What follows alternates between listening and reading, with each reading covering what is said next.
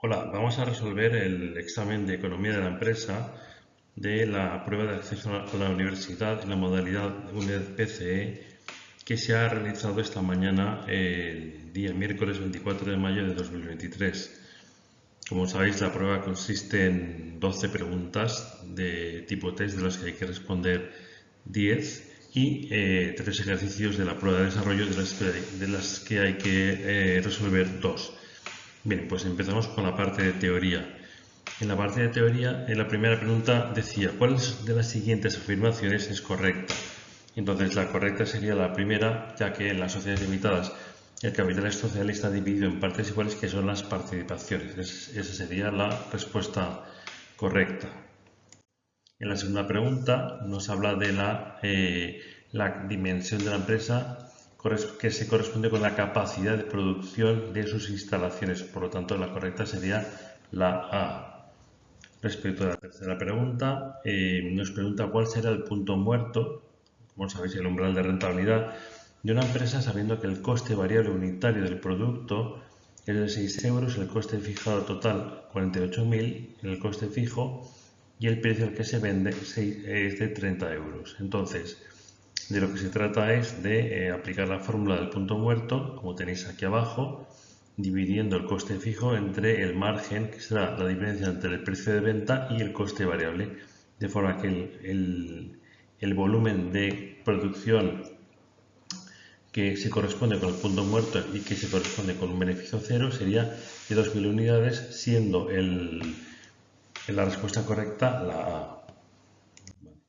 La siguiente pregunta tiene relación con la anterior y lo que pregunta es que, dados los datos del punto anterior, lo que pregunta es si se venden 5.000 unidades de producto en ese periodo. Me pregunta si la empresa obtendrá pérdidas, no obtendrá ni beneficios ni pérdidas u obtendrá beneficios. Bien, realmente no habría que realizar ningún cálculo porque a la vista de la representación gráfica podemos ver que si el valor de las ventas es superior al valor del punto muerto, que era de 2.000, siendo en este caso 5.000, resulta que los ingresos totales superarían a los costes totales, por lo tanto obteniendo un beneficio, siendo la respuesta correcta la C. En esta pregunta, la quinta, nos pregunta cuál de las siguientes expresiones define correctamente el concepto de productividad. El concepto de productividad es la relación entre la cantidad de producto obtenida y la cantidad de factores empleados durante un periodo de tiempo. Por lo tanto, la B.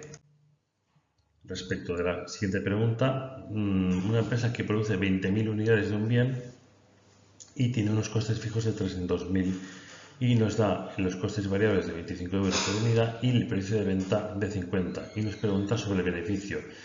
Vale, pues entonces hay que aplicar la ecuación del beneficio aplicando los datos que tenemos que nos han proporcionado, obteniendo que el beneficio para esas unidades sería de 200.000, de acuerdo con la fórmula y el desarrollo que hemos presentado en la pantalla, como podéis ver. La siguiente pregunta me pregunta a qué se denomina tamaño óptimo de pedido. Entonces, realmente es aquel volumen de pedido de unidades que hace mínima, que minimiza la función de costes totales del inventario.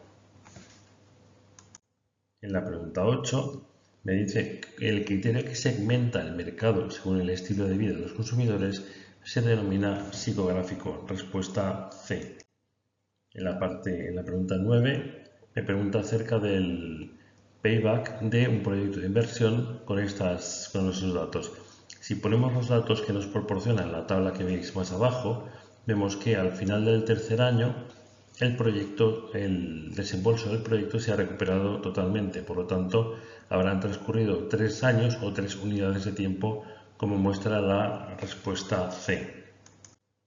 En el 10 me pregunta sobre una empresa que debe elegir entre dos proyectos con los datos que nos proporciona respecto del desembolso y de los flujos netos de caja de cada año.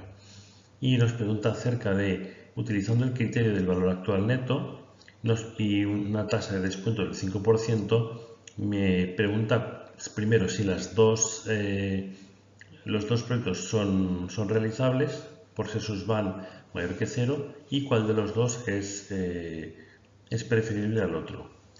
Como veis, se publica, o sea, se expresa la fórmula del cálculo del van de forma genérica. Calculamos los dos van del proyecto 1 y van del proyecto 2 y observamos que el van del proyecto 1 es superior al van del proyecto 2. Siendo los dos positivos, por tanto, la respuesta correcta sería la B. Las dos inversiones son realizables porque sus van son mayor que 0, pero es preferible la primera porque el van es mayor, el valor actual neto es mayor el primero que el segundo.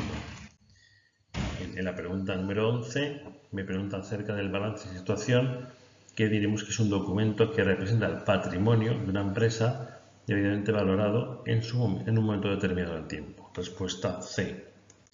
Luego, en la parte objetiva, vemos que la pregunta 12 de la parte objetiva, la última pregunta, me pregunta acerca de los recursos propios de una empresa y tenemos que decir que es el capital que se corresponde con el capital aportado por los socios más las reservas, de acuerdo con las respuestas presentadas, esa sería la correcta.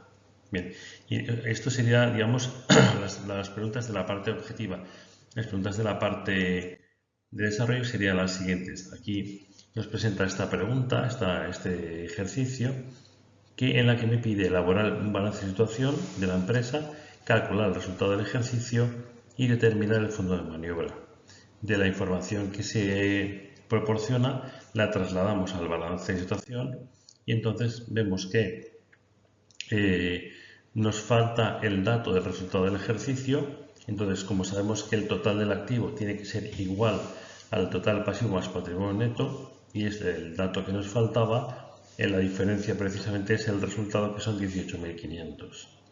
Bien, y luego nos pregunta acerca del fondo de maniobra, que sabéis que es la diferencia entre el activo corriente y el pasivo corriente, con un resultado positivo de 33.800 euros.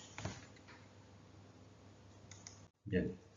Respecto de la segunda pregunta de desarrollo, nos pregunta acerca de una empresa que se encuentra en fase de expansión y nos pide lo siguiente, de acuerdo con los datos que nos proporciona.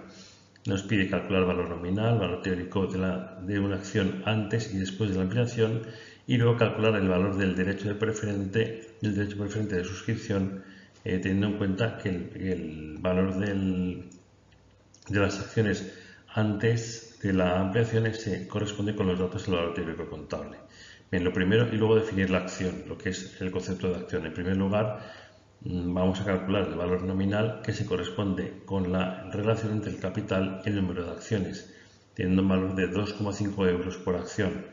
El valor teórico antes de la ampliación se corresponde con el patrimonio neto antes de la ampliación dividido por el número de acciones, que se correspondería, como veis ahí, con un patrimonio neto de 1.200.000, que sería la suma de 500.000 euros de capital más 700.000 euros de reservas, dividido por las acciones que se habían emitido inicialmente, que son 200.000. Por lo tanto, el valor teórico antes serán de 6 euros por acción. El valor teórico contable después se corresponderá con la relación entre el patrimonio neto después, es decir, 1.200.000 que teníamos antes, más 150.000 euros de las nuevas acciones emitidas por valor de 50.000 acciones a 3 euros cada una. Por lo tanto, más 150.000 haría que el patrimonio neto después fuese de 1.350.000, dividido entre el total de acciones nuevas, total de acciones después de la ampliación, que serían 200.000 acciones iniciales más 50.000 acciones de la ampliación, total 250.000 acciones. Entonces, en el punto C resulta un valor teórico contable después de la ampliación de 5,4 euros por acción. Como veis, la diferencia entre el valor teórico anterior y posterior es de 0,6 euros por acción, que se corresponde con el valor del derecho de suscripción preferente. Tal como nos lo solicitan en el apartado D, lo calculamos de acuerdo con la fórmula del cálculo del derecho de suscripción, como diferencia entre el valor contable antes, el valor teórico contable antes y el valor después de la ampliación, y también de acuerdo con la fórmula que veis ahí en el apartado D, por diferencia entre el valor contable y valor de emisión respecto el valor o la relación entre las acciones antiguas y las nuevas. Como veis ahí en el apartado D, el valor del derecho de suscripción, tal como habíamos calculado antes, es de 0,6 euros por acción por cada de ese derecho de suscripción. Y la definición de la acción, como ya sabéis, es un título que representa una parte alícuota proporcional del capital social de la empresa y que son acumulables e indivisibles. Hay que decir también que la acción, a diferencia de la participación, es el título al que se refieren los títulos emitidos por las sociedades anónimas, a diferencia de las participaciones, que son títulos emitidos por las sociedades de responsabilidad limitada. Bien, y por último, el ejercicio 3 me da una información y me pide que calcule el periodo medio de maduración. Primeramente nos pide calcular el número de días que tarda en cobrar los clientes, los distintos periodos de medios de cobro, de pago y de almacenamiento, para luego calcular el periodo medio de maduración. Pues para ello, con los datos que nos proporciona, primero calculamos la rotación de clientes con los datos que nos facilita, luego calculamos el periodo medio de cobro, 45 días, en el apartado B calculamos la rotación de proveedores obteniendo también el periodo medio de pago es de 32,72 días, obtenemos también la rotación de almacén y el periodo medio de almacenamiento de las existencias, que es de 24,8 días, de forma que la suma del periodo medio de almacenamiento más el periodo medio de cobro, se supone que estamos en una empresa comercial porque no nos ha dado información acerca del periodo de fabricación, entonces el periodo medio de maduración económico sería de 69,8 días. Si a ese periodo medio de maduración económico le restamos el periodo medio de pago, obtendríamos el periodo medio de maduración financiero, que sería de 37,08 días. ¿Vale? Y por definición nos pregunta también el ejercicio en el enunciado, nos pregunta acerca de la definición del periodo medio de maduración. Tenemos que decir que existe un periodo medio de maduración económico y financiero. El económico es aquel tiempo que transcurre desde que invierte un euro en la adquisición de la materia prima hasta que ese euro es recuperado a través de su cobro por la venta, mientras que el periodo medio de maduración financiero es el tiempo que la empresa financia el ciclo de explotación. Bien, espero que las respuestas coincidan con las vuestras y quedamos a vuestra disposición para cualquier consulta. Muchas gracias.